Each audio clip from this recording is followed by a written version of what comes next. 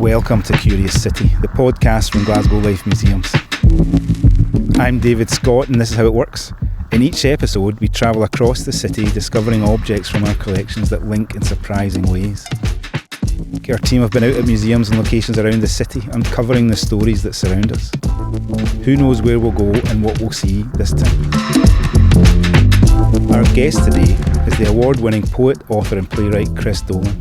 Chris, it's good to see you again. David, good to see you. We're not going to say where we are quite yet, Chris, but are you a person who likes a museum? I love a museum. Wherever we go abroad, we first of all check out the museums. And Glasgow's full of them, full of just wonderful museums. So I'm into it in a big time. We're sitting outside on a beautiful sunny afternoon in the grounds of Glasgow Museum's Resource Centre, which is on the south of the city. It's maybe the least known of our venues, but no less important for it. The Resource Centre houses the bulk of our enormous collection when it's not on display. If you've ever wanted to see behind the scenes at the museum, this is the place to visit. Get yourself booked on a tour and come and see us. We'll be heading inside later in the episode, but to get us started this week, we're kicking off with a recording we made at People's Palace just before it closed in April for its very exciting redevelopment.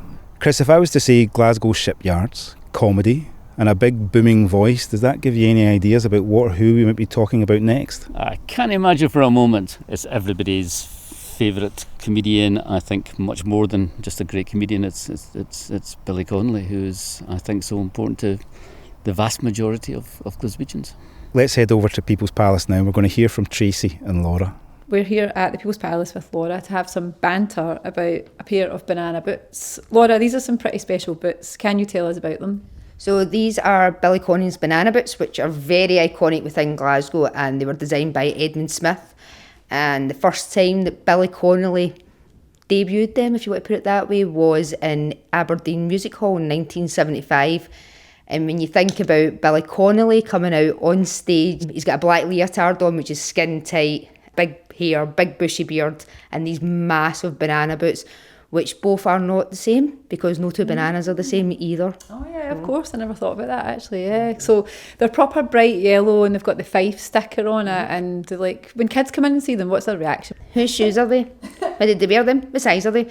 The younger generation don't really know too much about Billy Connolly, but once they actually see it, does catch their imagination. You start talking about Billy Connolly, really famous from Glasgow, and then that's when this kind of sparks, like, so it's like a welly boot underneath, it's a size 9, and then they've made it over the top of it. There's a welly underneath, right? Because I always think it's hard to know would they be comfortable or not, but there's actually wellies under there, right? Okay, so I'm just imagining what that would feel like if you put your feet in that. And maybe they're comfortable. I would imagine if you're a welly boot fan, you'd be fine wearing them. I don't know if they're that comfortable to wear. I think they're all right for on stage. I wouldn't recommend, if you get a pair that look like that, to take your dog a walk or anything like that. It's not a good idea. Yeah, well, I can see people on Glasgow Green wearing them, like get them in the museum shop. Have they been in the palace like the whole time since we got them in Glasgow museums? Yeah, the only time they've been taken out was when Billy Connolly was given the freedom in the city. He also had them, they've never that's the only time they've been moved out. They've always been in different places within the People's Palace. So they were up in the top floor originally, and it had the John Byrne painting above it, and he had his White Horse Whiskey Cake guitar next to that as well. Then they get moved down onto the first floor, which is at the window, but they were moved back up to the top floor again when Billy Connolly was having his exhibition of his own artwork as well. Oh yeah, because he does drawings, doesn't he, as well? Yeah, so, and it had a lot of, on that exhibition, had some of his costumes and that from on stage. I think I've seen like a purple suit, a stripy suit or something. Like it's a purple suit, one, yeah. Suit. I've seen that, yeah. Some fashion sense, didn't he? Like, they're so cool. Very unique. John Byrne did a white suit that he wore in Michael Parkinson for an interview. So that's really iconic, the way that it was designed and all that as well. So when you think about it, all that folk scene, they were all coming together.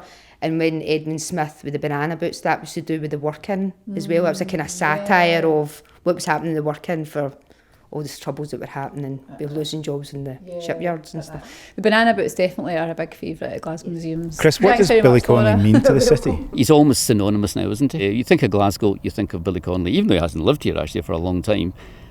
Everything that he does to this day is still rooted in a Glaswegian experience of the world. He's extraordinarily important. I think anybody would say about Billy Connolly is that he changed comedy, which he undoubtedly did. Before Billy Connolly, it was punchline comedy, a slapstick, banana skin. Bananas everywhere. What he did was stop telling jokes. He also told jokes brilliantly. But his real revolution was just talking, observation. He saw the simple things, and out of that, he made funny, weird, incredibly imaginative stories, but all of them based on kind of a very recognisable humanity. What's Connolly's influence been in the city? What's Connolly's wider influence been? Who are the people who kind of influenced literature and poetry and theatre? So you think of Liz Lockett and Tom Leonard and James Kelman, Alistair Gray, all of those. Billy Connolly has been extraordinarily important. We found out you could tell a story as a Glaswegian would tell a story. Up until that point, people from Oxford with university degrees told stories. Billy Connolly was talking in our language, and people beyond Glasgow were not only understanding it, but were loving it. But also on the flights of fantasy, the idea of letting a character go, letting an idea go, and just following it to take it to its absurdist lengths, I think it's had a phenomenal effect on how we write today, and I think it's flavoured Scottish writing, and universally as well, but certainly Scottish writing. There's been a lot of celebration of him in recent years because he's getting older and he's been ill, and I hate to say this, but when he dies, I think at that point everyone's going to realise how revolutionary Billy Connolly was and how important to Glasgow, Scotland, and the world of the imagination in general. So you may have guessed our theme this week is performance, and sticking with that theme, Bryony discovered a pile of historic posters promoting a range of shows at the Theatre Royal. You can see these posters if you booked a tour behind the scenes here at GMRC, but for now, take your ticket and let's head over to the Theatre Royal. Fancy going to see Duke's Motto? How about Wicked Widow, Alarming Sacrifice, or Loan of a Lover? These are some of the plays which appeared at Glasgow's Theatre Royal in the 19th century, which I found on a series of posters from the time, which are in our social history collection. Unlike posters now, there are no pictures and a lot of text with the names of the actors in the plays in bold type, and sometimes in coloured ink, red, green or blue, to make them stand out all the more. I'm here at the Theatre Royal with Gary Painter, who works here, to find out more. So thanks for agreeing to speak to us. Yeah, I'm Gary Painter. I work on stage door here at the Theatre Royal, and I've worked here on and off since about 1997. Could you tell us what the name Theatre Royal means? Yeah, so back when theatres kind of first started, they were seen as fairly suspicious places. People carting around on stages, pretending to be someone else, they thought there was devilry involved. So to put on a proper legitimate play, to give yourself an air of respectability, you got yourself what was called a letters patent from the reigning monarch of the time, and that allowed you to call yourself a Theatre Royal. And we had about half a dozen of those in Glasgow. This is the last one to bear the title in the city. That was one of the things I was going to ask about, because on some of the posters it's for Hope Street here, but for some of them it's Dunlop Street. Could you just tell us a bit more about why it moved around, how many Theatre Royals there have been?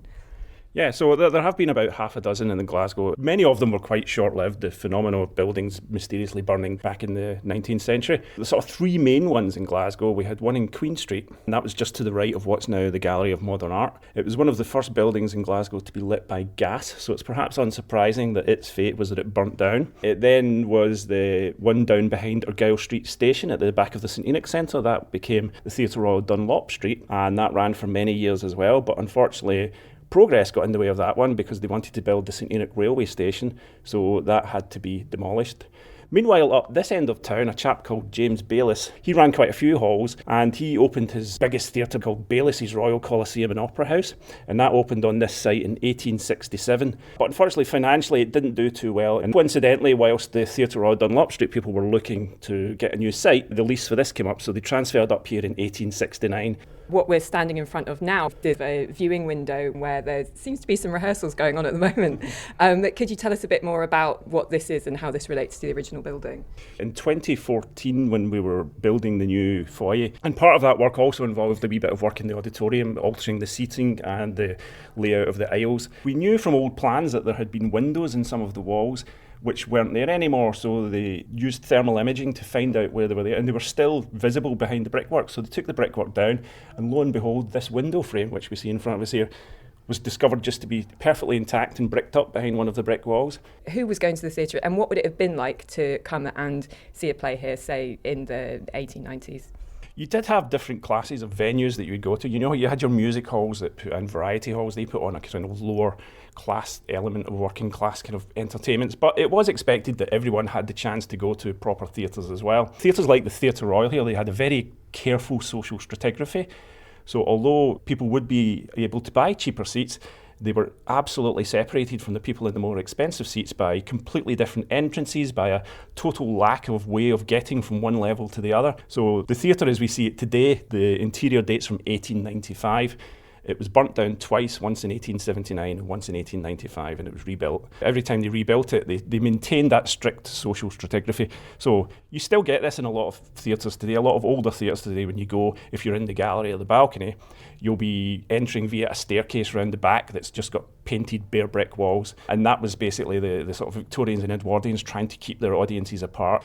I think a lot of us know what it's like to be like, oh, I'm in the cheap seats here and can I see anything? I suppose it's always been like that in that sense. So today the Theatre Royal, it's a touring theatre and its touring productions come here. Would there have been touring productions at that time and what would that have involved? Yeah, logistically it was a completely different thing, but you did get companies who toured, and obviously in those days they mostly toured by railway.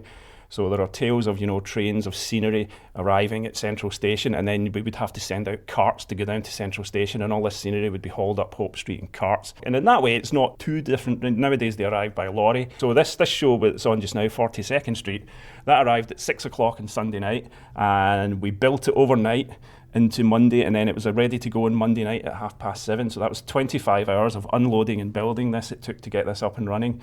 So that's pretty much the same as it happened. It's just that the modes of transport and things like that have changed. But slightly less likely to burn down, we think. Yeah, we have the almost paranoid fire alarm system these days with hundreds of fire detectors. People using deodorant flagrantly sometimes sets it off. Workmen hoovering things sometimes sets it off. So yeah, very, very sensitive fire systems we have now. So much rich history here. Thanks so much for speaking to us, Gary. No worries. Thanks very much for having me. So interesting. What a different experience. Chris, what's life like as a theatre goer in Glasgow today? Glasgow's a fantastic place to be. There used to be this thing about you had to go to London. But in recent years, so much has happened in the Glasgow theatre scene that's come out of the high art of the Theatre Royal, but also out of variety and music hall, that it's kind of melded away in Glasgow, which I think makes it quite unique. For me, crucial to what's happened in the theatre scene, I think for the whole of the UK and absolutely for Glasgow, is David McLennan's launching of Play Pie in a Pint in Ormore in the West End of Glasgow. It kind of democratises the whole idea. People go along anyway, no matter what's on, because they know that it's a nice experience, it's a good experience. And these little theatres are kind of cropping up all over the place, in Glad Cafe in the south side. Glasgow is now a truly great theatre city. Chris, let's take a look at where we've been this week. We started off with Billy Connolly's Banana Boots. Then we went to the Theatre Royal. Next, do you fancy a little trip across the water to Arran? I would love that. One of my favourite places on earth. I think it should otherwise be called heaven. Well, sticking with the theme of performance, we're going to be taking a closer look at a vest. Now, this vest was on display at People's Palace, but it's back in storage as the palace is undergoing a massive transformation project right now. The vest in question was worn by one of Glasgow's most memorable comedy characters, Rab C. Nesbitt. Why am I at Ardrossan Harbour on a lovely Monday morning in August to go over to the Isle of Arran to speak to a television producer about a vest? It's a rather famous vest, and it's a vest that's in our collections at Glasgow museums. I'm on my way to meet Colin Gilbert, a producer of some of the most famous Scottish comedy on BBC Scotland and networked across the UK. Colin worked at the comedy unit for many years and is now in retirement and lives on the beautiful Isle of Arran, which is where I'm going to be in about an hour's time once I disembark from the ferry. Here we go. This vessel, the emergency signal consists of 7 or more short blasts followed by 1 long blast on the ship's whistle. We made a series prior to Naked Video called A Kick Up the 80s, in which we found it was very useful when we went out filming to have somebody who was either had been in the previous sketch or was specially dressed for what we called vox pops, which were little snippets which just kind of utilise the time better for us. So we'd say, oh, we've got somebody who's wearing a jockey's outfit. Could you come up with a sort of couple of one-liners for them? And they would sort of look as if they were being interviewed in the street and whatever. When we were doing the writer's brief for Naked Video, we said we wanted to continue with these vox pops. And the original Rab C. Nesbitt monologue was one of these vox pops. It said, you know, man wearing a string vest. These vox pops were randomly cast as to who happened to be available on the day, you know? So it's probably just serendipity that it was Gregor who was available on the day. Suddenly Gregor appears dressed as Rab C. Nesbitt. I mean, I was slightly surprised with the suit because in the sort of mid-1980s, everybody was getting rid of their 1970s wide lapel jackets and flared trousers. So the suit was a fairly straightforward but broken down pinstripe suit. And I know that the suit was too big for Gregor, but Val had given him these kind of claret coloured braces to wear. Gregor went through it all in one take, you know, and it was absolutely spot on. So that was the first one, and we just thought, oh, this character's probably got a bit of mileage in him, you know, let's try and get some more. I think when Ian was growing up in Govan, there were a lot of men who used to wander around in their vests because they didn't want to get their good shirt dirty. So when they went out on Saturday at the dancing, it would be, and a lot of them would have their suits in pawn during the week and they would get out at the weekend. I think a lot of Rab C. Nesbitt's frustrations and concerns are everybody's frustrations and concerns, you know, they're to do with your family, the way that the world oppresses you, and, you know, he also has quite profound thoughts about the world. He's somebody who is intelligent, articulate, sometimes has quite a lot of dignity, considering where he's coming from. And, you know, people used to say, well, there's a sort of Rab C. Nesbitt in every city. Or, or I can identify with Rab C. Nesbitt because, you know, he's the classic outsider looking in to the way that society is structured and works. People could see past the bandage and the suit and the string vest and the alcohol to see somebody who had something quite important to say.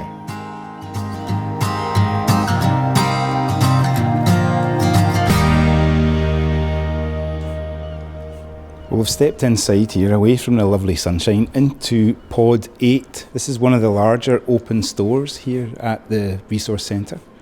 It's a store filled with different types of technology. I'm looking at dial-up telephones, what looks to be a wall of television sets, record players, gramophones. And here, perched at the end of a row of shelves, is a rather battered-looking typewriter.